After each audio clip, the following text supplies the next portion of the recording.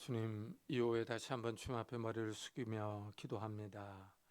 우리의 기도를 들으시며 우리의 삶을 알고 계시는 주님께서 우리의 간구와 기도 제목들을 응답해 주시기를 원합니다. 하나님께서 우리의 기도 제목에 귀를 기울이시고 응답하셔서 하나님의 살아계심을 다시 한번 경험하며 하나님께서 나의 삶을 지키시며 인도하신다는 것을 다시 한번 확인할 수 있도록 은혜를 베풀어 주옵소서.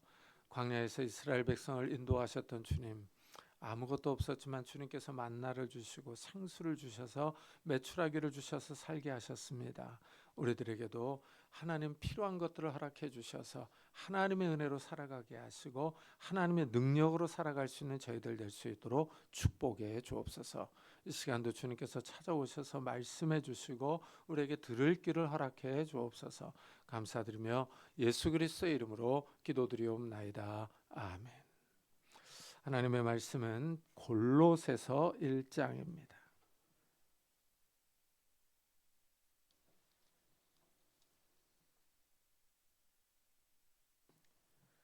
골로새서 1장 24절부터 29절까지 한 절씩 교독하겠습니다.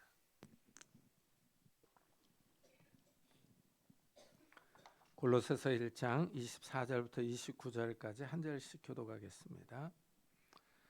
나는 이제 너희를 위하여 받는 괴로움을 기뻐하고 그리스도의 남은 고난을 그의 몸된 교회를 위하여 내 육체에 채우노라. 내가 교회의 일꾼 된 것은 하나님이 너희를 위하여 내게 주신 직분을 따라 하나님의 말씀을 이루려 함이니라. 이 비밀은 만세와 만대로부터 감추어졌던 것인데 이제는 그의 성도들에게 나타났고 하나님이 그들로 하여금 이 비밀의 영광이 이방인 가운데 얼마나 풍성한지를 알게 하려 하심이라. 이 비밀은 너희 안에 계신 그리스도시니 곧 영광의 소망이니라. 우리가 그를 전파하여 각 사람을 권하고 모든 지혜로 각 사람을 가르치면 각 사람을 그리스도 안에서 완전한 자로 세우려 함이니 이를 이를 위하여 위하여 나도 내 나도 내 속에서 속에서 능력으로 능력으로 역사하시는 역사하시는 이의 이의 역사를 역사를 따라 따라 힘을 힘을 다하여 다하여 수고하노라. 수고하노라. 아멘. 이 바울이 복음을 전하기 위해서 정말 고생을 많이 했습니다. 이 고린도후서를 읽어보면은 그가 복음을 전하기 위하여 얼마나 많은 고난을 받았는지가 나옵니다. 매에 맞고 감옥에 갇히고 굶주리고 목마릅니다. 강도의 위험을 당하고 배가 파산하기도 합니다. 바울은 복음을 위해서 당한 이런 고난에 특별한 의미가 있다고 생각을 합니다. 바울은 단순히 먹고 살기 위해서 당한 고난이 아닙니다. 자신의 출세와 영광을 위해서 당한 고난이 아니기 때문입니다. 오늘 말씀에서 바울은 이 복음을 위한 고난을 이렇게 설명합니다. 나는 이제 너희를 위하여 받는 괴로움을 기뻐하고 그리스도의 남은 고난을 그의 몸된 교회를 위하여 내 육체에 채우노라 합니다. 이 바울은 고난을 기뻐한다고 말해요. 이 말은 잘못 이해하면 바울이 이상한 사람 같습니다. 자신을 학대하는 사람 같이 보이기 때문입니다. 바울은 너희를 위하여 받는 괴로움이 있다 하고 말해요. 이 말은 이방인에게 복음을 전하다가 받는 반대입니다. 이방인들은 섬기는 신들이 있어요. 여기에 로마 정부는 황제 숭배를 강요합니다. 바울은 이런 이방 신들을 버리고 하나님께로 돌아오라고 복음을 전했어요. 당연히 기존에 이방 신을 섬기던 사람들의 반대를 받습니다. 이 반대는 어떤 신사적으로 말로만 하는 것이 아니죠. 이방인들이 바울을 붙잡아 때리고 감옥에 가둡니다. 바울은 복음을 전하면서 이런 괴로움을 많이 당했어요. 이런 괴로움을 기뻐한다는 겁니다. 복음을 전하다가 받는 고난을 그리스도의 남은 고난이라고 표현해요. 그리스도를 전하다가 받는 반대와 박해이기 때문입니다. 이런 고난을 그의 몸된 교회를 위하여 내 육체에 채우노라 하고 말합니다. 바울은 고난을 피하지 않습니다. 쉬운 길로 가지 않아요. 편하고 넓은 길로 가지 않고 험하고 좁은 길로 갑니다. 그리스도를 전하다가 받는 고난과 박해를 받아들입니다. 이런 고난을 그리스도의 남은 고난으로 여깁니다. 여기서 우리는 큰 도전을 받습니다. 사실 우리는 예수를 믿으면서 복을 받기를 원합니다. 하나님의 능력과 복이 우리 삶에 충만히 임하기를 바랍니다. 예수 믿고 복 받았다고 다른 사람 앞에서 좀 폼나게 살고 싶기도 합니다. 우리는 편하게 신앙생활을 하기 원합니다. 그리스도를 위하여 고난받는 것을 원하지 않아요. 이 땅에서 하나님이 주신 복을 받아 누리다가 편안하게 천국 가기를 원합니다. 어쩌면 믿는 사람들이 더 이기적이고 욕심이 많을 수 있어요. 이 땅에서도 복을 받고 다음 세상에서도 복을 받기를 원하기 때문입니다. 이런 이 욕심적인 이기적인 모습은 일단 목회자들에게도 나타납니다. 이전의 신학교에서는 부름받아 나선 이 몸이라는 찬양을 많이 불렀어요. 1절 가사는 부름받아 나선 이 몸 어디든지 가오리다. 괴로우나 즐거우나 주만 따라 가오리니 어느 누가 막으리까 죽음인들 막으리까 어느 누가 막으리까 죽음인들 막으리까 하고 노래합니다. 이 복음을 위해서 헌신, 희생하겠다는 다짐입니다. 2절 가사는 더 빡셉니다. 아골골짝 빈들에도 복음 들고 가오리다. 소돔 같은 거리에도 사랑 안고 찾아가서 종의 몸에 지닌 것도 아낌없이 드리리다. 종의 몸에 지닌 것도 아낌없이 드리리다 하고 노래합니다. 주를 위해 헌신하겠다는 다짐이 드러납니다. 그런데 요즘은 이 찬양을 잘 부르지 않습니다. 처음 은혜를 받고 마음이 뜨거울 때는 정말 이 찬양처럼 어디든지 갈 것만 같습니다. 그러나 결혼하고 자녀를 낳고 현실에 부딪히면 좀 더 편한 곳을 찾습니다. 큰 교회 후임 목사로 가려고 하지 개척교회나 선교사로 나서려고 하지 않습니다. 요즘은 선교사 후보생들도 줄어서 선교사로 나가려는 사람들도 드뭅니다. 목회자들도 편하게 신앙생활 하려고 합니다. 우리의 연약한 모습입니다. 성숙하지 않은 모습입니다. 그런데 이런 모습은 성도들에게도 나타납니다. 이 크리스찬들이 이제 결혼 정년기에 있는 사람들이 있어요. 이 배우자를 찾을 때 우리의 이기적인 모습이 그대로 드러납니다. 세상 조건을 다 따집니다. 직업이 무엇이고 연봉이 얼마인지, 부모가 어떤 분인지, 재력은 어떻게 되는지를 봅니다. 그리고 여기에 신앙까지 좋아야 합니다. 세상 사람들의 기준보다 하나가 더 있습니다. 이래서 결혼하기가 어렵습니다. 믿는 집이 더 따지기도 합니다. 이 부모님이 신앙이 좋습니다. 장로 권사입니다. 그런데 딸이 결혼하겠다고 신학생을 데려오면 반대합니다. 딸이 고생한다고 뜯어 말립니다. 우리의 이기적인 모습, 성숙하지 않은 모습은 그리스도의 남은 고난을 추구하지 않습니다. 예수님의 몸된 교회를 위하여 헌신하려고 하지 않습니다. 바울은 그리스도의 남은 고난을 기뻐하며 자기 육체에 채운다고 합니다. 복음을 위하여 고난당하는 것을 피하지 않습니다. 교회를 위하여 수고하고 헌신하는 것을 기쁘게 생각합니다. 바울은 이런 고난과 어려움이 있는 직분을 감사하게 생각합니다. 내가 교회의 일꾼 된 것은 하나님이 너희를 위하여 내게 주신 직분을 따라 하나님의 말씀을 이루려 함이니라 합니다. 바울은 이방인의 사도라는 직분을 자랑스럽게 여기고 있습니다. 교회 일꾼이 된 것을 큰 자부심이 있습니다. 바울은 사도라는 직분을 감투로 생각하지 않습니다. 대접받는 직분으로 여기지 않아요. 성도들에게 인사받고 존경받는 직분으로 받아들이지 않고 그리스도의 남은 고난을 채우는 직분으로 여깁니다. 하나님의 말씀을 이루는 직분입니다. 하나님께서 바울에게 부여하신 복음 전파 사역을 온전히 이루는 직분이에요. 이 바울은 교회 일꾼으로 부름받은 것을 기쁘게 여깁니다. 그렇게 고난이 많고 박해를 받아도 기쁨을 잃지 않고 있습니다. 하나님께 원망하거나 불평하지 않아요.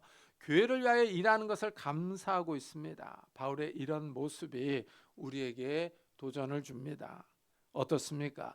우리 성도님들도 하나님께 받은 직분을 감사하고 있습니까? 교회 일꾼으로 부름받은 것을 기쁘게 생각하고 계십니까? 하나님의 일을 한다는 자부심이 있습니까? 바울은 이방인의 사도로 부름을 받았어요. 그렇다면 그가 그렇게 많은 고난을 받으면서 이 전한 복음의 성격이 어떻게 되느냐 하는 겁니다. 바울은 이것을 비밀이라고 부릅니다. 이 비밀은 만세와 만대로부터 감추어졌던 것인데 이제는 그의 성도들에게 나타났고 하고 말합니다. 과거 오랜 세월 동안 감추어져 있던 비밀이 드러났다고 말합니다. 사도 바울이 전한 복음은 옛날에는 나타나지 않았던 비밀입니다. 과거 세대에 감추어져 있었는데 이제 나타났어요. 비밀이 드러난 겁니다. 이제는 바울이 활동하는 시대죠. 비밀이 드러난 시점을 보여줍니다. 바울의 시대의 비밀이 성도들에게 밝혀졌어요. 바울은 이 비밀을 이렇게 설명합니다. 하나님이 그들로 하여금 이 비밀의 영광이 이방인 가운데 얼마나 풍성한지를 알게 하려 하심이라. 이 비밀은 너희 안에 계신 그리스도시니 곧 영광의 소망이니라. 비밀이 그리스도, 즉 메시아입니다. 이 비밀은 과거에 숨겨져 있었다 하고 말해요. 그렇죠. 예수 그리스도께서 이 땅에 오시기 전에는 이 비밀을 알 수 없었습니다. 구약시대에 예수 그리스도는 오시지 않았습니다. 당연히 감추어져 있었습니다. 예수 그리스도에 대해서 알고 싶어도 알 수가 없었어요. 선지자들이 메시아가 올 것이라고 예언했습니다. 바울 시대에 메시아가 성도들에게 나타났어요. 이 점이 흥미롭습니다. 예수 그리스도께서 인간의 몸을 입고 유다 땅에 오셔서 하나님 나라를 전파하셨어요. 많은 이적과 기적을 행하자 이제 많은 무리가 예수님을 따릅니다. 예수님이 오병이어의 기적을 보여주셨어요. 이 배고픈 사람들에게 떡 5개와 물고기 2마리로 이 남자만 5천 명이 넘는 사람을 먹이셨습니다. 사람들이 놀라서 예수님께 많이 왔어요. 예수님이 모인 무리에게 생명의 떡에 관해서 말씀하십니다. 예수님이 자신을 하늘에서 내려온 생명의 떡이라고 소개합니다. 사람들이 빵을 먹고 살아가듯이 하늘의 빵을 먹어야 한다고 하십니다. 그래서 유대인들이 수군거리기 시작합니다. 예수님이 자기가 하늘에서 내려온 빵이라고 하셨기 때문입니다. 예수님이 더 어려운 말씀을 해요. 나는 하늘에서 내려온 살아있는 떡이니 사람이 이 떡을 먹으면 영생하리라. 내가 줄 떡은 곧 세상의 생명을 위한 내 살이니라. 예수님은 자신을 먹어야 영생을 얻는다고 말합니다. 그러자 유대인들이 뒤집힙니다. 어떻게 예수님의 살을 먹을 수 있느냐 하는 겁니다. 이래서 많은 사람이 예수님을 떠납니다. 예수님이 미쳤다고 생각합니다. 예수님의 살을 먹고 피를 마셔야 한다는 말씀에 걸려 넘어집니다. 이 말씀이 어렵다고 수군거리며 사람들이 떠나갑니다. 그러나 예수님은 이 말씀의 의미가 무엇인지를 미리 말씀해 주셨어요. 나는 생명의 떡이니 내게 오는 자는 결코 줄이지 아니할 터이요 나를 믿는 자는 영원히 목마르지 아니하리라 하셨습니다. 예수님께 오는 자는 예수님을 믿는 자들이에요. 그러니까 예수님의 말씀을 신뢰하고 믿어야 합니다. 그러나 사람들은 예수님을 믿지 않고 예수님의 말씀도 신뢰하지 않습니다. 그래서 많은 사람이 예수님을 떠났어요. 그러나 이 말씀을 믿는 사람들이 있습니다. 제자들 가운데 많은 사람이 떠나자 예수님이 12제자에게 너희도 가려느냐 하고 물어요.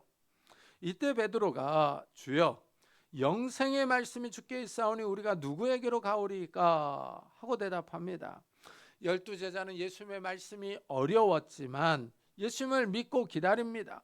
예수님이 하신 말씀이 영생의 말씀이라고 믿습니다. 이들이 바로 성도입니다. 바울은 이 복음의 비밀이 성도들에게 나타났다고 말해요.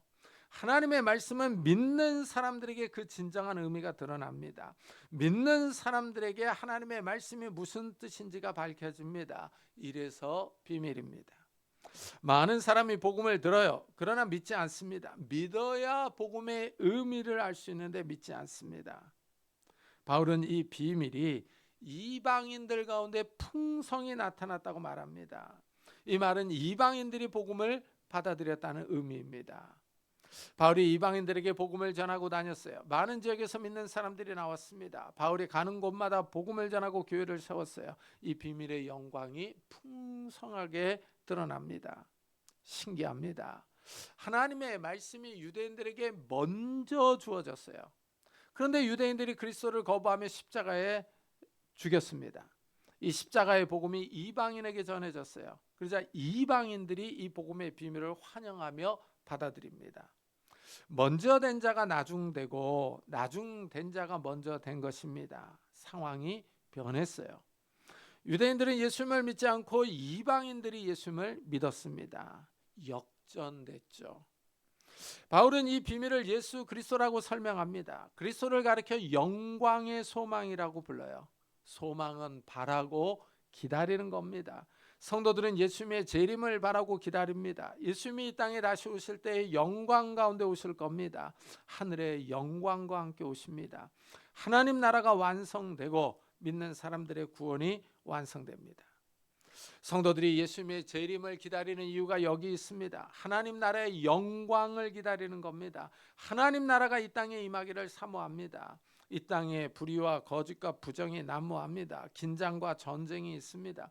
이 땅에 진정한 정의와 평화가 없습니다. 사람들이 서로 착취하고 싸우고 전쟁합니다. 그러나 하나님 나라가 이 땅에 임할 때 불의와 부정이 사라지고 완전한 공의와 정의가 이루어집니다. 불화와 전쟁이 사라지고 완벽한 평화가 임합니다. 바울이 이 각 나라로 다니면서 복음을 전합니다. 믿는 자들에게 말씀을 가르칩니다. 우리가 그를 전파하여 각 사람을 권하고 모든 지혜로 각 사람을 가르치면 각 사람을 그리스도 안에서 완전한 자로 세우려 함이니 하고 말합니다.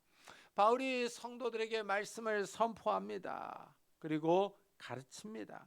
성도들을 완전한 성도로 세우고자 하는 것입니다. 바울은 지혜로 가르친다고 말해요. 성경 교육을 말하는 겁니다. 하나님의 말씀을 읽어도 잘 이해되지 않는 부분이 있습니다. 하나님의 말씀이 역사 속에서 기록되었기 때문이에요. 구약의 모세오경 같은 책은 지금으로부터 약 3,500년 전 책입니다. 그 당시 문화와 역사를 알아야 이해할 수가 있어요. 그래서 우리 현대인의 시각만으로 보면은 이상한 말씀들이 있습니다. 성경에는 역사가 있어요. 역사적 배경을 알고 읽을 때 성경의 말씀을 잘 이해할 수 있습니다. 또한 성경은 문학적인 면도 있어요. 구약은 히브리어로, 신약은 헬라어로 쓰여 있습니다. 히브리어와 헬라어를 번역하고 해석해야 합니다. 언어를 습득하는 문학적인 요소가 있어요. 그리고 고대인들이 생활 풍습을 알면 성경을 이해하는 데 더 도움이 됩니다. 더 나아가 성경은 하나님의 뜻을 알려줍니다. 하나님이 역사 속에서 하나님의 백성을 구원하기 위한 계획과 목적이 있어요.